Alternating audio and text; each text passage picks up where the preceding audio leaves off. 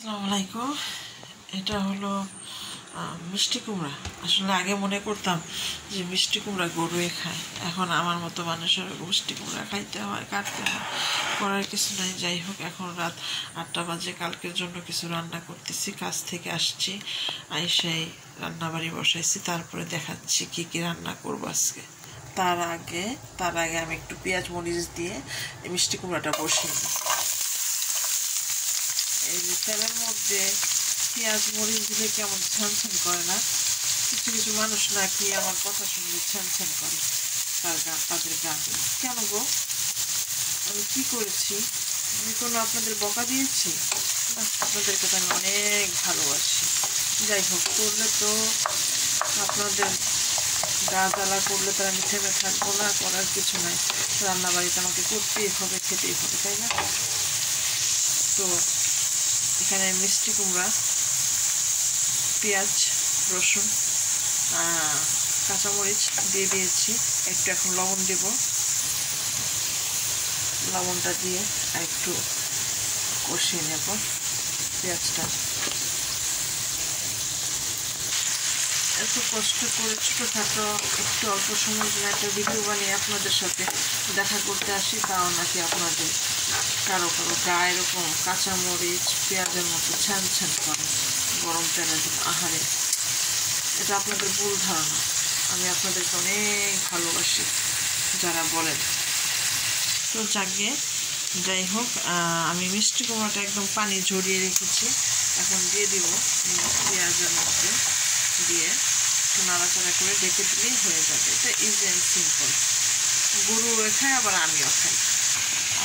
এদিকে যে বিফ বসিয়েছি, এক সাইড হচ্ছে। সকালে মশলা টশলা দিয়ে মেখে রেখে গিয়েছিলাম, এখন এসে শুধু বসিয়ে দিলাম।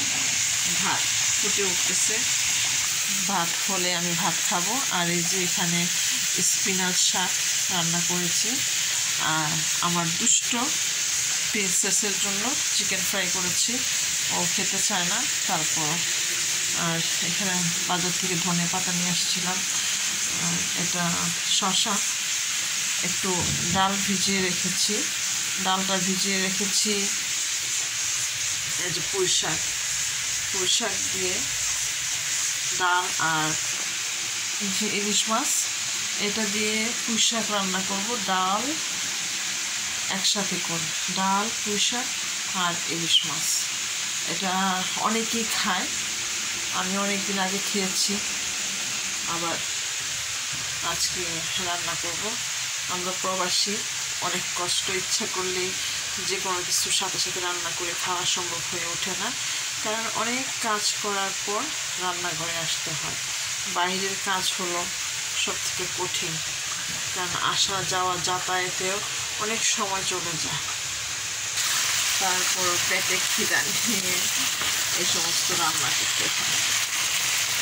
বাচ্চাদের খাবার কম বেশি ফিরে যেতেছে না, কিছু রান্না থাকে, কিন্তু আমাদের ইচ্ছে মতো একটু ভাজি, শাক, মাছ সেগুলো খেতে ইচ্ছা করে, তো তখন রান্না করে খেতে হয়।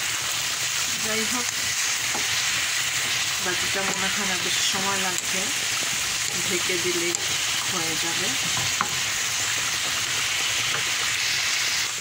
আর এটা কিন্তু ধনে পাতা, যেটা দেশি কি ধনে পাতা, এটার গন্ধটা কিন্তু অন্যরকম, অনেক সুন্দর। আর কিউকাম্বার নিয়ে আসছিলাম। আর এটা গুদ্দাক নুডলস, এটা কালকে রান্না করে দিব পিচ্ছিদের। অনেক স্পাইসি, আবার কি বলে সুইটও। তারপরও পিচ্ছিটা, আমার প্রিন্সেসটা অনেক পছন্দ করে, ওকে দুষ্ট রান্না করব। ঠিক আছে, তো ভালো থাকো, সুস্থ থাকুন। পেটে খিদা নিয়ে রান্না করতেছি, করার কিছুই নেই। আসসালামু আলাইকুম।